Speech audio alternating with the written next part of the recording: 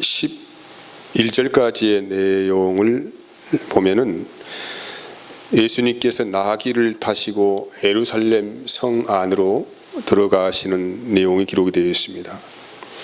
그리고 예수님께서 예루살렘 성으로 오신다는 소식을 듣고 이미 많은 사람들이 먼저 와서 예수님을 환영하면서 호산나 호산나를 외치기 시작합니다.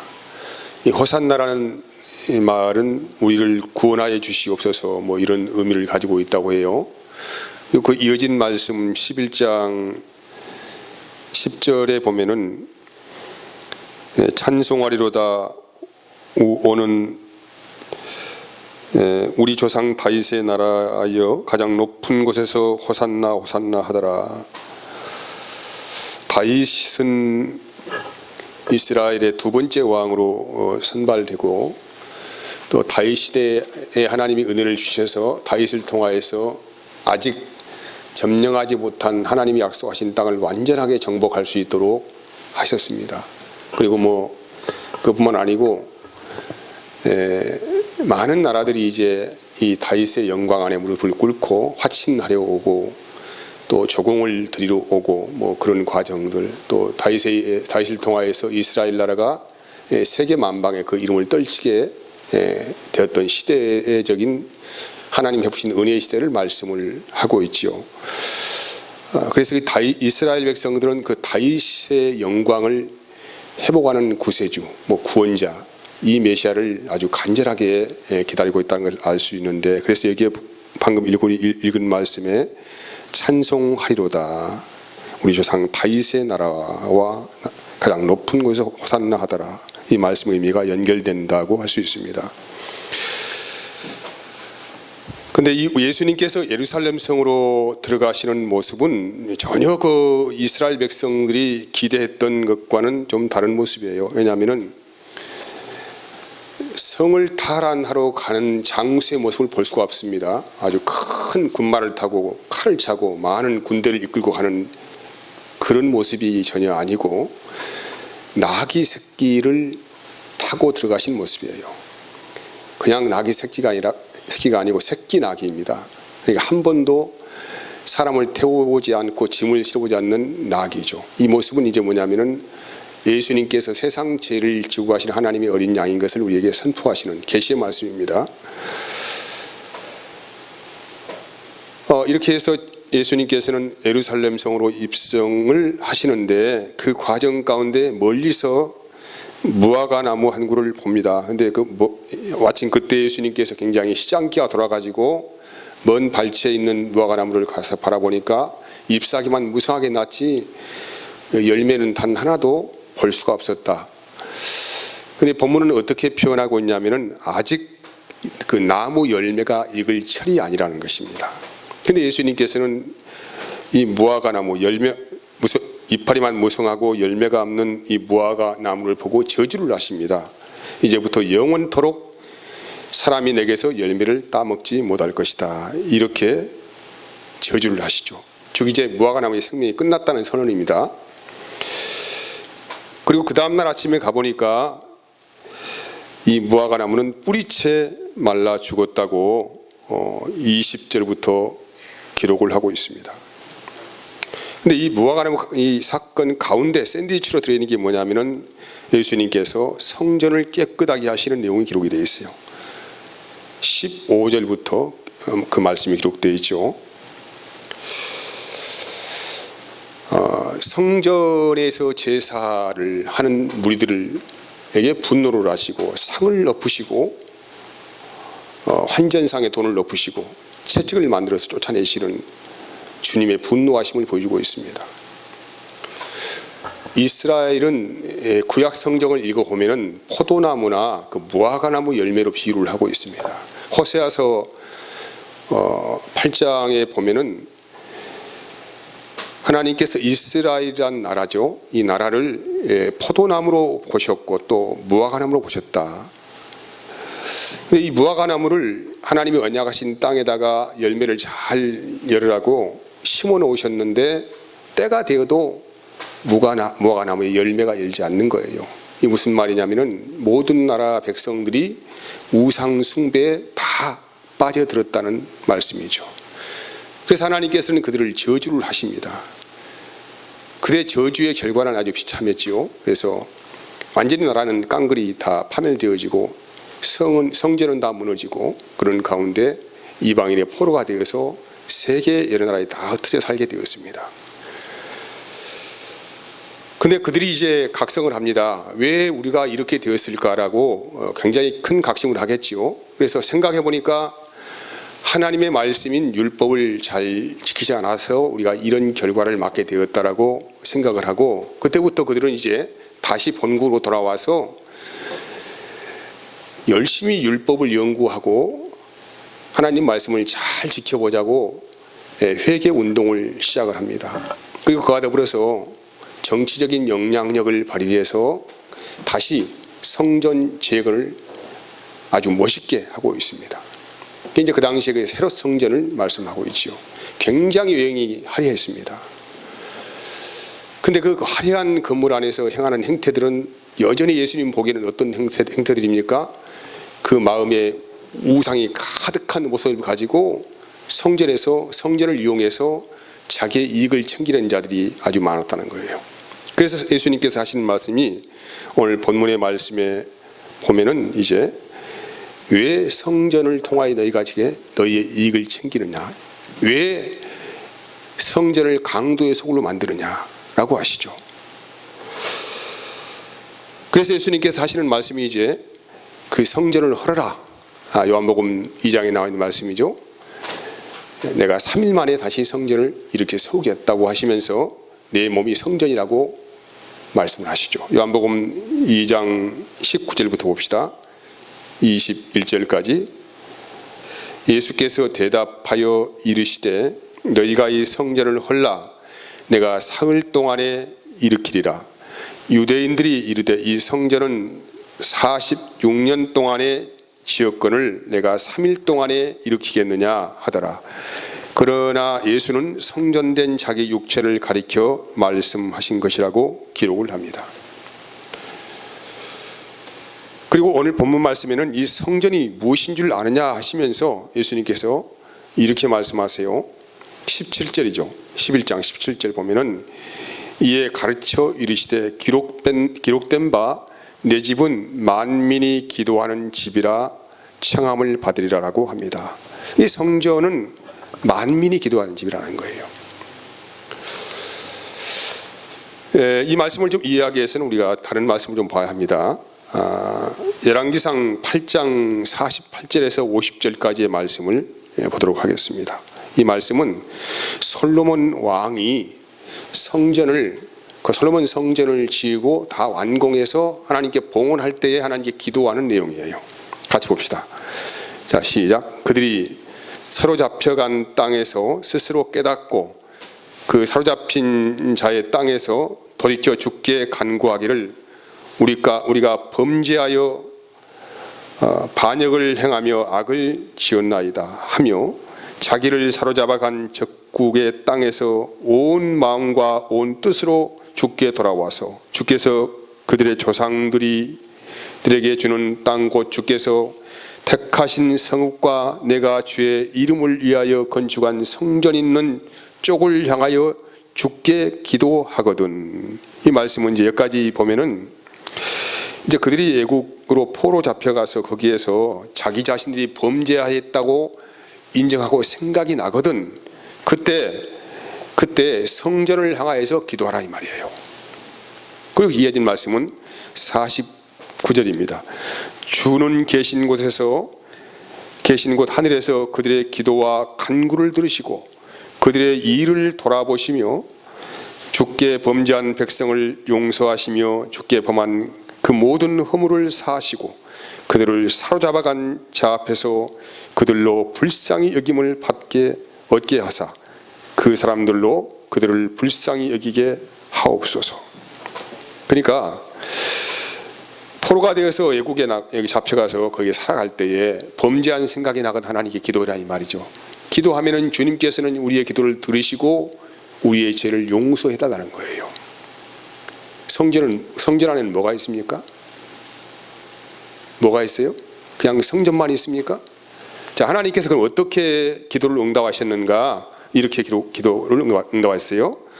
9장 3절입니다. 열왕기상 9장 3절 보면은, 자 봅시다. 여호와께서 그에게 이르시되 내 기도와 내가 내 앞에서 간구한 바를 내가 들었은즉 나는 내가 건축한 이 성전을 거룩하게 구별하여 내 이름을 영원히 그곳에 두며 내 눈길과 내 마음이 항상 거기에 있겠다고 말씀하셨어요. 하나님께서 그 성전에 눈을 떼지 않겠다, 항상 나는 거기에 내 마음을 두겠다라고 하시면서 또 이어진 말씀 6절 7절 말씀은 만일 너희나 너희의 자손이 아주 돌아서서 나를 따르지 아니하며 내가 너희 앞에 둔 나의 계명과 법도를 지키지 아니하고 가서 다른 신을 섬겨 그것을 경배하면 내가 이스라엘을 내가 그들에게 준 땅에서 끊어버릴 것이요 내 이름을 위하여 내가 거룩하게 구별한 이 성전이라도 내 앞에서 던져버리리니 이스라엘은 모든 민족 가운데서 속담거리와 이야기거리가 될 것이다. 성전 안에는 뭐가 있습니까? 십계명이 있죠. 이게 성전 구조로 알아야 합니다. 세 가지로 구분되어 있습니다. 성막들이 있고 성소가 있고 지성소가 있죠. 성막들은 하나님께 드릴 번제의 제물을 잡는 장소이죠. 또 성소는 그 안에서 이제 떡상을 드리고 여러 가지 예배 행위를 하는 가운데서 죄를 용서받는 곳이고, 또 지성소는 대제사장이 1년에 한 번씩 전 백성의 죄를 지고 들어가서 피를 뿌려서 속죄하는 장소입니다. 그러니까 속죄소가 있고 그 속죄소 밑에는 언약궤가 있잖아요. 그 언약궤 안에는 뭐가 있습니까? 십계명의 돌판이 있다는 거예요. 그러니까 십계명이 어떤 기능입니까? 죄를 심판하는 기준이죠. 그것이. 그 계명을 어기는 자들은 용서하지 않겠다. 근데 용서를 하는 방법이 유일하게 있는데 너희가 짐승의 피를 뿌려서 속죄를 한다고 한다면 나는 너희의 죄를 용서하겠다. 이런 의미를 가지고 있거든요. 다시 말씀드리면은 이스라엘 백성들이 자기의 죄가 생각나서 하나님께 조국은 올 수 없고 먼 곳에 어디에 있다 할지라도 성전이 있는 곳을 향하여서 기도하면은 하나님께서 용서하시겠다. 왜? 거기는 뭐가 있으니까. 십계명을 어긴 죄를 고백할 때 어린 양의 피가 속죄에 있어서 그들의 죄를 용서하겠다는 거예요. 모든 성전에서 말씀하시는 영적 의미 안에는 바로 예수 그리스도의 피가 거기에 흐르고 있습니다. 출애굽기를 우리가 읽어보면은 하나님의 영광이 늘 그 지성소에 임재해 있다는 것을 쭉 기록을 하고 있지 않습니까? 그래서 이스라엘 백성들은 어디를 가든지 간에 가장 먼저 챙겨가는 것이 뭡니까? 언약궤이죠. 제사장들이 언약궤를 메고 반드시 제일 이스라엘 진영 앞에서 먼저 걸어가는 것입니다. 그리고 그들은 그것뿐만 아니고 전쟁 중에도 어떤 위기가 닥쳐오면은 언약궤 생각해서 언약궤를 들고 갑니다. 사무엘 시대에 블레셋과의 전쟁이 있었습니다. 근데 그때 그 전쟁 중에 이스라엘이 대참패했어요. 약 3만 명 이상이 죽었어요. 그래서 큰일 났습니다. 그래서 가만히 원인을 생각해 보니까 언약궤를 메고 오지 않았어. 급히 연락을 해가지고 언약궤를 메고 오라고 하죠. 그래서 그 당시에 엘리 대제사장의 두 아들 제사장인 흠류와 비느하스가 급히 언약궤를 메고 그 진영으로 들어갑니다. 어떻게 되었을까요? 역시 또 대참패입니다. 언약궤를 메고 온 흠류와 비느하스마저 그 자리에서 언약궤 옆에서 죽어버립니다. 그 소식을 들은 엘리 대제사장은 의자에서 앉아 졸고 있다가 떨어져서 목이 나가버립니다. 또 그 소식을 들은 며느리 비느하스가 아이를 해산하다가 죽임을 당합니다. 무슨 말씀을 하고 있냐면은 하나님께 범죄한 자를 하나님께 용서를 하지 않겠다는 거예요. 그 범죄가 뭡니까? 하나님의 계명을 어긴 자들이에요. 제가 여러분들에게 윽박지르고 어떤 다른 방법을 통하여서 여러분에게 교회를 만연하게 하는 방법이 있다고 하면은 너 그렇게 예배드리면 하나님께서 용서하지 않는다. 사업이 망하든지 다리가 잘 닿는다든지 할 것이다. 이렇게 하면은 건모가 나올 거 아니겠습니까? 교회 잘 섬겨라. 근데 하나님은 그렇게 지금 하지 않습니다. 하나님이 그렇게 할까요? 이미 그 마음에 하나님 두기를 싫어하는 자들은 상실한 마음대로 그냥 그대로 놔두는 거예요. 이게 심판이에요. 심판. 지금은 이 시대의 심판은 그렇습니다. 그러니까 은혜가 우리 심령 안에 소멸되어 버리면 점점 세상이 좋아지고 세상의 풍조가 좋아지고 그런 것들이 우리 마음에 들어와 버리는 거예요. 이게 이제 우상이 우리를 지배를 해버린다는 얘기죠. 이게 상실한 마음이에요. 하나님께 버림받은 영혼입니다.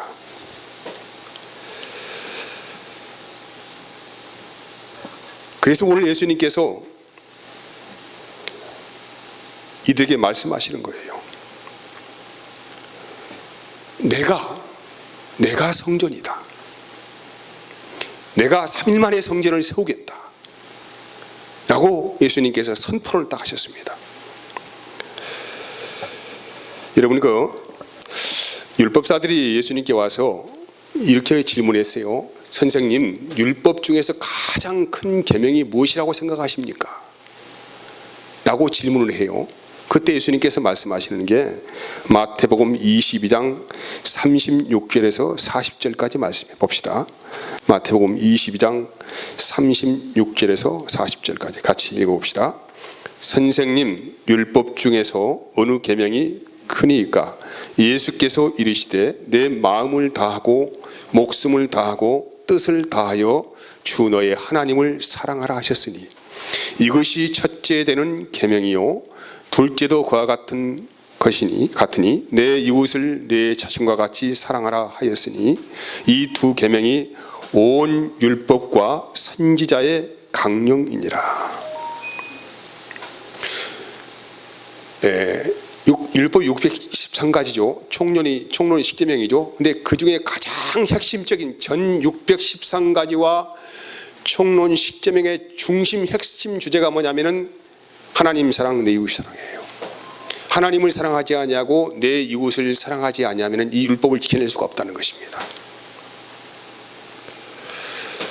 그래서 우리 주님께서 우리를 위하여서 그 사랑 고백을 하셨어요.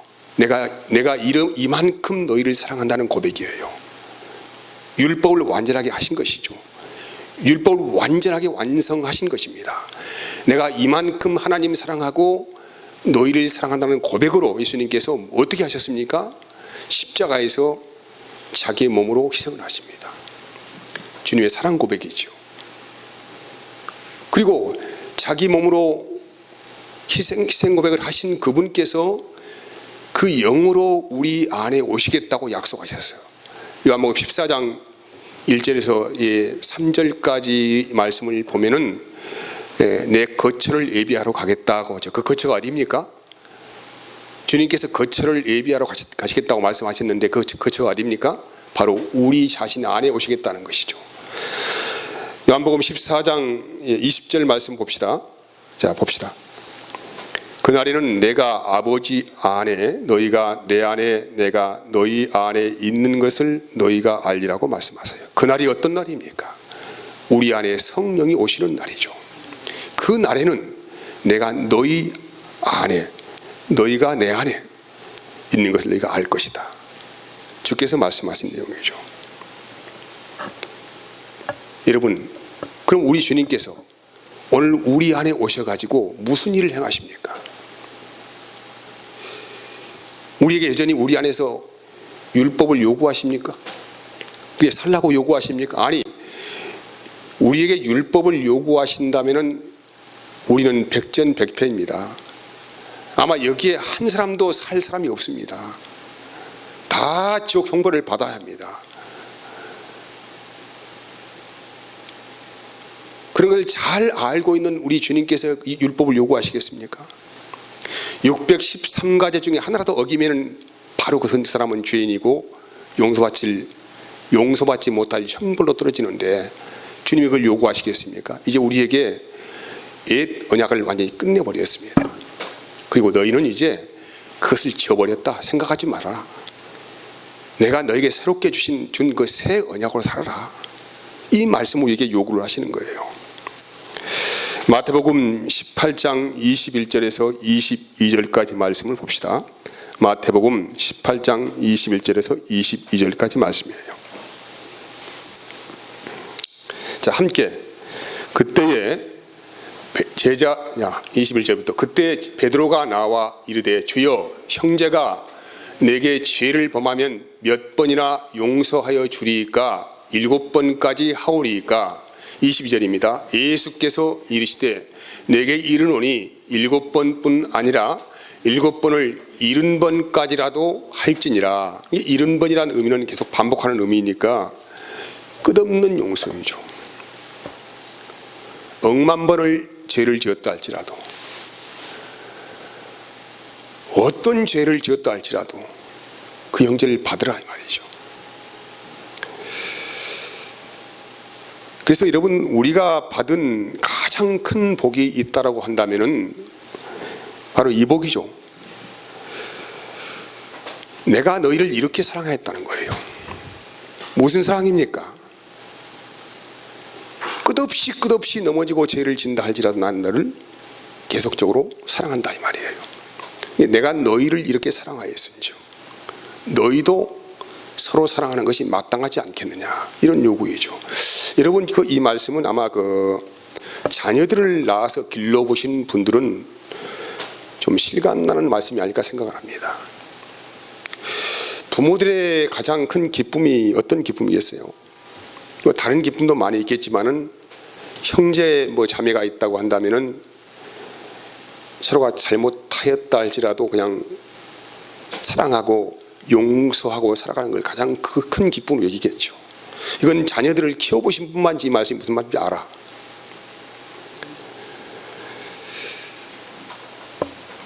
여러분, 우리가 예수님 믿고 나서 무슨 대단한 일을 하려고 하지 마세요. 무슨 대단한 일에서 무슨 주님을 기뻐하게 하겠다 이런 생각 아예 하지 마세요. 아마 이런 생각을 하고 있다고 한다면 이 사람은 정말로 상처받습니다. 성공해서 주님 어떻게 해보겠다 이런 생각하지 마세요. 우리의 일상적인 삶 안에서 그냥 주의 사랑을 느끼고 그 사랑 안에서 함께 살아가는 것이 최고의 은혜이고 최고의 기쁨입니다. 내가 주 앞에 이렇게 좀 해보겠다 이런 것은 허영입니다. 허영. 별 의미가 없는 일이에요.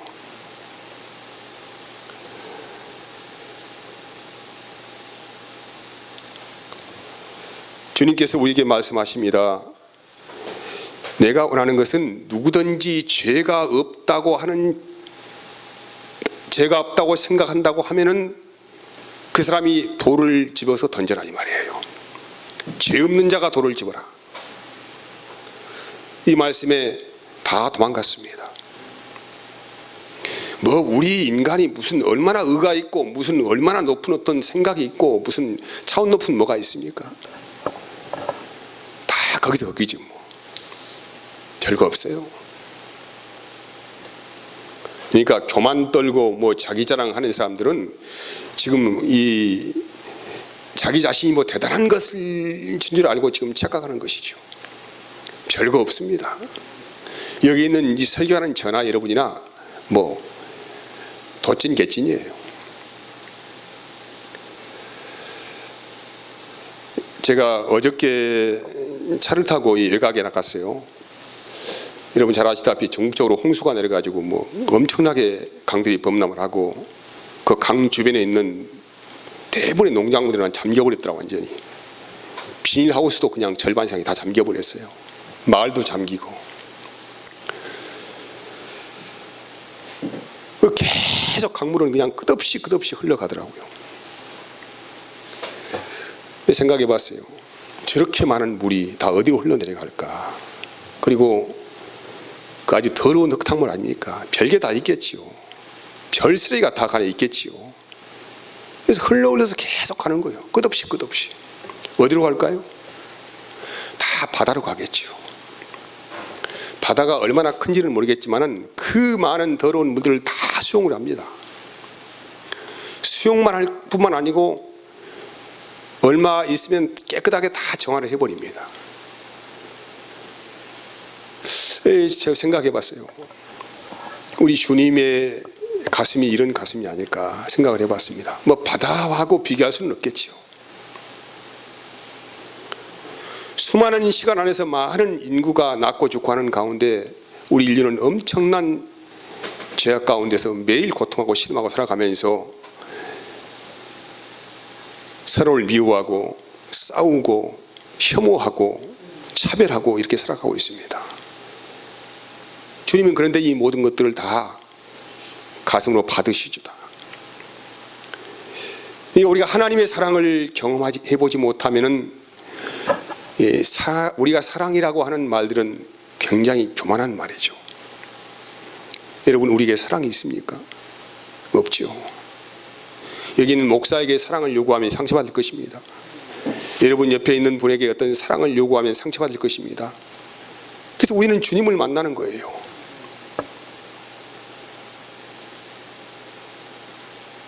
오죽했으면 너희의 죄가 주홍같이 붉을지라도 희고 깨끗하게 하겠다라고 주께서 말씀하셨지요. 이게 뭐냐면은 성령 세례입니다. 성령 세례라고 하는 것은 하나님의 영으로, 이 거룩한 영으로 우리의 더러움을 깨끗하게 씻는 의식이에요. 뭐 성령 받으면 무슨 방언하고 뭐 이러는 것이 아닙니다. 성령 세례 받으면 말 그대로 깨끗하게 하는 거 아닙니까? 하나님의 영으로 우리의 더러운 것들을 깨끗하게 씻어버리겠다 이 말이죠. 어떻게 씻습니까? 어떻게 해요? 우리의 죄를 기억을 하지 않는데요, 주님께서. 그 의식을 어디서 행하셨습니까? 십자가에서 그 의식을 행하셨어요. 모든 사람이 보라고 주님께서 우리의 저주를 홀로 담당하시고 그 십자가 위에서 세례 의식을 행하시고 보라고 말씀하신 거예요.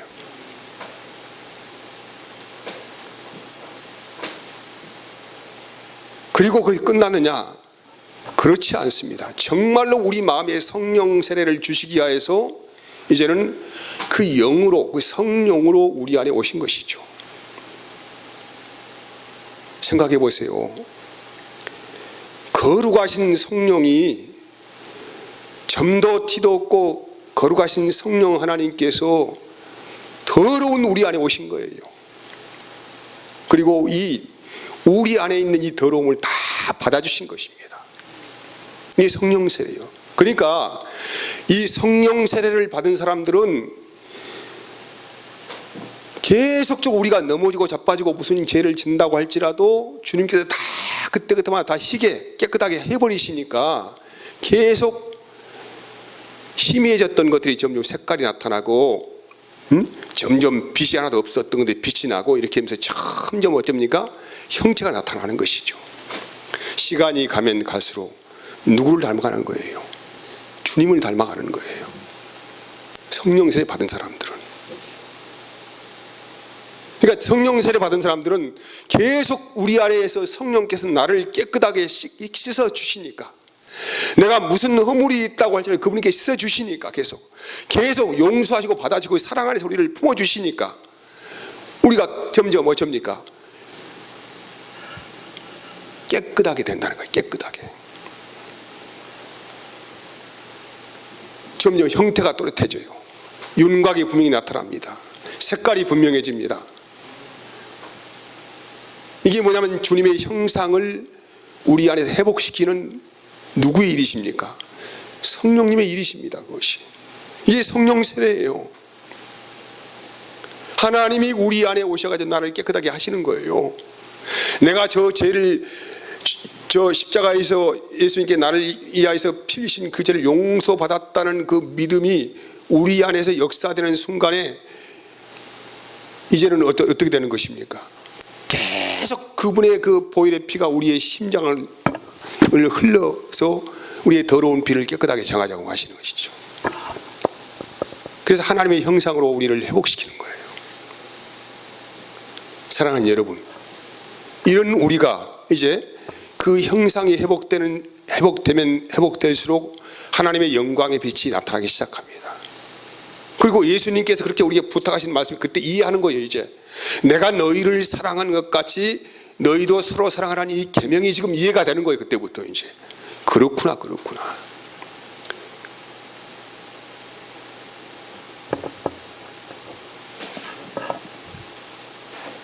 영적 성숙이라고 하는 것은 그렇게 이루어지는 것입니다.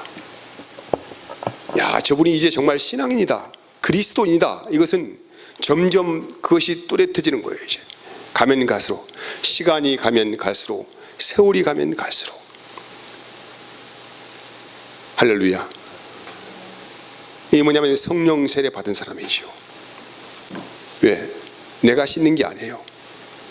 주님이 내 안에 씻어주는 거예요.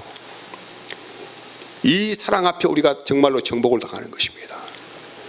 이 사랑을 맛보면은 다른 사랑은 별로 맛이 없어. 세상에서 아무리 자극적인 어떤 것들이 나를 유혹한다고 하더라도 이 사랑의 포로가 되어지면은 다른 것이 눈에 들어오지 않아요. 내가 뭐 이 죄를 안 지어야 되겠다, 지었다, 이런 판단이 아니에요.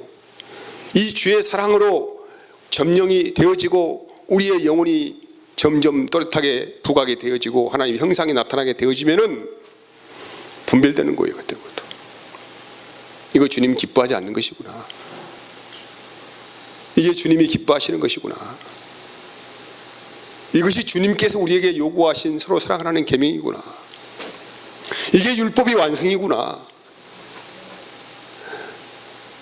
이런 은혜가 한 주간의 삶을 끌어가기를 제가 기도하겠습니다. 마지막 한 절만 더 봅시다. 고린도전서 3장 16절 말씀이에요. 크게 한번 읽고 예배를 마치겠습니다. 고린도전서 3장 16절 시작. 너희는 너희가 하나님의 성전인 것과 하나님의 성령이 너희 안에 계시는 것을 알지 못하느냐. 할렐루야.